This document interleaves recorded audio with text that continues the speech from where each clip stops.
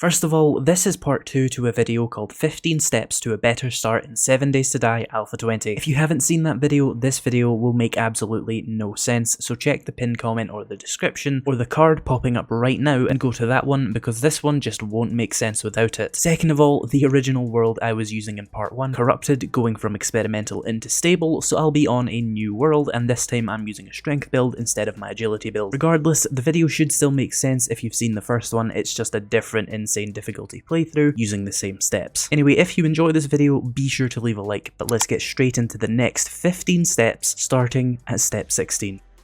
Step 16. Tier 2 jobs. Regardless of how long it took you to unlock tier 2 jobs, you're going to want to start them as soon as you feel comfortable. You'll want to keep doing the tier 2 jobs until about day 4. And if it took you until day 4 to complete the first video, then just continue from there and skip this step. Step 17. Check the trader. Every 3 days, the trader will reset their inventory with new stuff. On day 4, you should go and check the trader and see if there's anything you need. Step 18. If the trader does have anything you want, just buy it. You should have some money from grinding up jobs until now. You don't need to hoard your money in this game because quest rewards scale, so getting more money and better gear is just going to happen naturally if you keep questing. I'd highly recommend always buying all the wood and cobblestone the trader has because gathering those early on can be annoying. Buying explosives is also a good idea. Currently all thrown explosives cost the same, so just buy the best ones available. In most cases, you're going to want to buy the contact grenades. Buying medicine is also a great idea if they have any.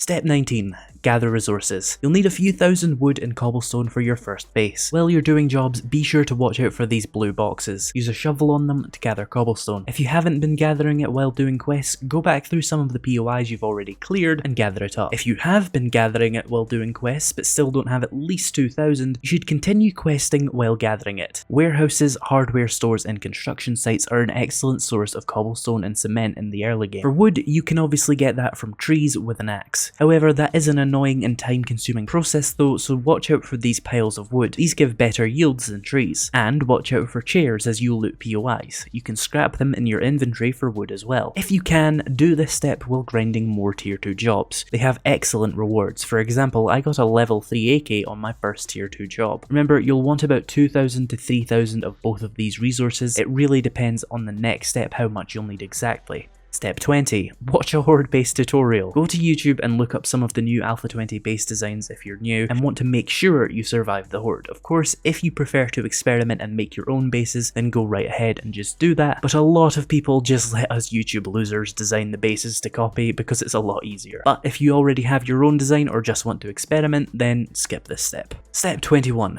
Pick a location for your horde base. You want a nice flat area that isn't too close to POIs to make your base. Make sure not to start building too close to the trader because they have a protection box around them. You may want to pick an area with a large node of stone and some trees nearby to make upgrading it slightly less time consuming later. Step 22. Build your horde base. For a day 7 horde, 2,000 wood and cobblestone should be enough to build a base. If the base you're building requires more than 3,000 of both of these, it is either A, a base intended for the late game, in which case you'll want to take out all the fancy bits and break it down to its most basic functions, or B, it's a poorly designed base, in which case watch another tutorial or come up with another design. If your base requires you to gather something like 10,000 wood and cobblestone, just don't bother with it. Again, unless you really want to, but most people I've met in 7 Days to Die don't want to spend 2 whole days gathering that much resources for a day 7 horde. It's just overkill. Here's the design I've been playing with in Alpha 20, but it's not fully tested yet, so I'm just not making a tutorial for a base I don't quite know the limits of yet. But if you do want to replicate it, it is 15 blocks long with the foundation 1 block into the terrain, with a simple 4 block staircase,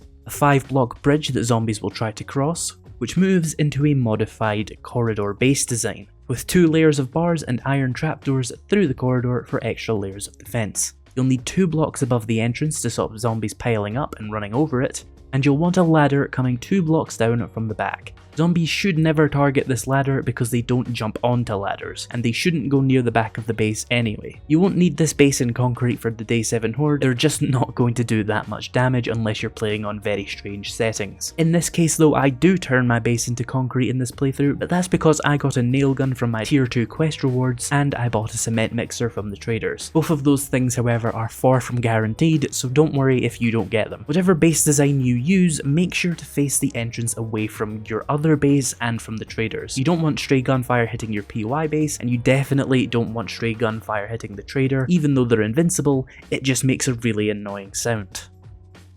Step 23. More jobs until day 7. Regardless of how many jobs you've gotten through, if you've unlocked tier 2 or tier 3 or even still on tier 1 jobs, do more of them. The rewards and XP make the game much easier. If you're new to the game, be very cautious when taking down those tier 3 POIs. Most tier 3 POIs have a room which will throw several zombies at you at once, and at this tier, some of those could be ferals. Ferals move faster, hit harder, and have more health. I'd highly recommend not underestimating ferals. On insane difficulty, they can pretty much 2-hit kill you early on, and then 3-hit kill you for pretty much the rest of the game until you get some really good armor and more health. You can identify ferals by their glowing eyes.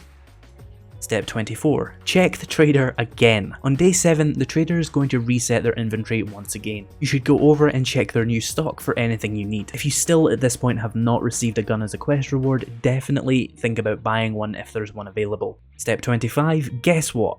More jobs. That's right, keep the job grind going is getting you a lot of XP and rewards. Step 26. Be home by 6 PM. You'll want to come home early on Horde Night for your last minute preparations. Step 27. Gear up. It's time for your John Wick gear up scene. Get your guns and your ammo, make sure your armor is repaired, repair your weapons as well, collect a good chunk of medicine just to make sure that you can survive a few mishaps, gather up all the explosives you have, grab some food and water, and if you have any candy like skull crushers, bring those as well. Step 28 is to double check that. Make sure you have everything you need because the zombies are not letting you back to your base during Horde Night. You may want to store things like your axe and your pickaxe away in your bicycle, so you can keep that hotbar open for medicine and explosives.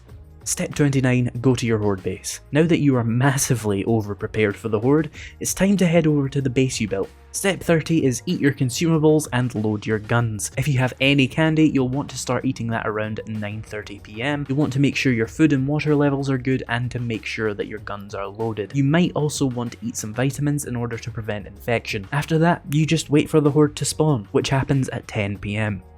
If you've followed this guide and you've built a good base, you should be completely fine. The day 7 horde is actually really easy, and most of what I told you to do in these 2 videos is a bit overkill. But hey, better safe than sorry, right? Hopefully these 2 videos have been enough to give you an idea of what you need to do to thrive in the first weeks of 7 Days to Die, and hopefully you've enjoyed the videos as well. If you have, be sure to leave a like and of course subscribe for more Alpha 20 tutorials and guides. I have ideas for more guides and tutorials all the way up until June, so you can be sure the content will be flowing in 2022. As always, thanks to my channel members for making these videos possible, and thank you so much for watching, and I'll see you next year.